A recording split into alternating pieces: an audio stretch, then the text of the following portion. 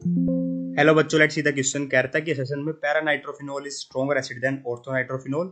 Reason कहता है कि intramolecular hydrogen bonding makes ortho isomer weaker acid than para isomer. तो देखिए बेटा, पैरानाइट्रोफिनोल क्या होता है, दोनों आपस में आइसोमर है बेटा, है ना। ये मेरा फिनोल बनाया बेटा मैंने, पैरा पे नाइट्रो लगा दो, ये मेरा पैरानाइट्रोफिनोल है बेटा।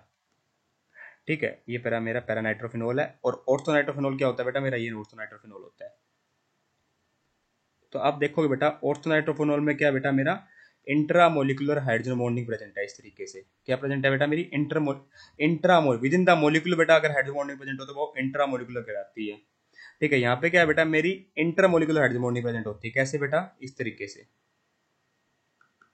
ये मेरा NO2 हाइड्रोजन बॉन्डिंग का मतलब क्या बेटा, electrostatic attraction between the hydrogen and the electronegative atom, है ना। तो इस तरीके से बेटा,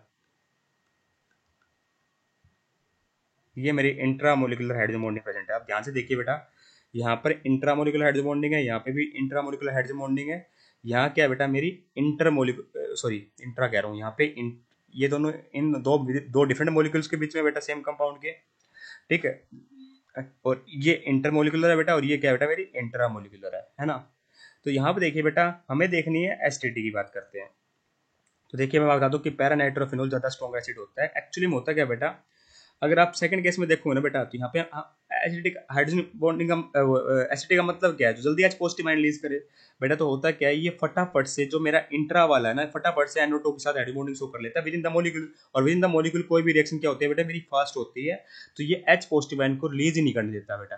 तो इस इंट्रा मोलिकुलर हाइड्रोजन बॉन्डिंग कारण बेटा, अगर एच पॉजिटिव आयन जल्दी से रिलीज नहीं हो पाता। हालांकि देखिए, इसमें भी हाइड्रोजन बॉन्डिंग हो सकती है, पर इसमें बेटा हाइड्रोजन बॉन्डिंग लेट होती है, क्योंकि इसमें इंटर मोलिकुलर होनी पड़ती है। जब तक दूसरा मोलिक्यूल आएगा तब जाके होगी बेटा। पर in case of intra molecular बेटा, फटाफट से कर लेगा, विद इन द मोलिक्यूल ही कर लेगा। तो इस कारण से बेटा वहां पे हाइड्रोजन बॉन्डिंग स्ट्रॉन्गर होती है।